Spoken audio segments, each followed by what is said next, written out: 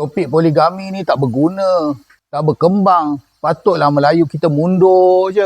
Tak ada ke topik yang best-best sikit, topik yang membangunkan anak bangsa. Itulah kata seorang, saya tu pun tak tahu, mungkin wartawan kot. Orang panggil dia wartawan kan.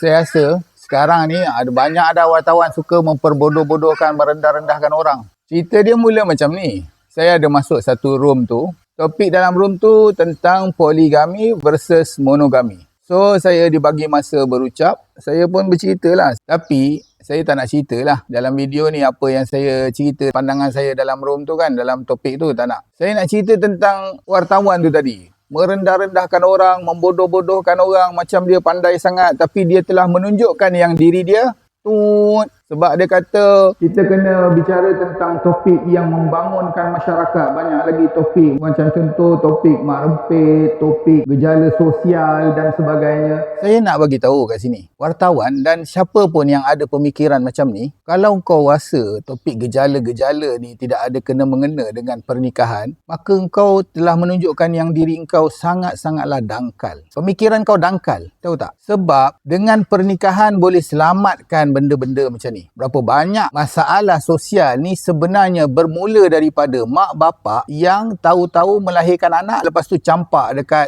orang lain yang jaga lah, senang cerita. Mereka ni anak-anak yang bersosial sangat ni, mereka tak dapat pelajaran daripada mak bapak mereka sendiri. Kesian tak dengan anak yang mana ayahnya meninggal awal, kemudian tak dapat kasih seorang bapa sampailah mereka besar. Kesian tak? Jadi, orang yang pemikiran macam ni, yang menunjukkan kedangkalan dan kebodohan korang, saya nak bagi tahu, masalah pernikahan adalah penyelesaian kepada semua masalah-masalah yang kau sebutkan tadi tu. Okey?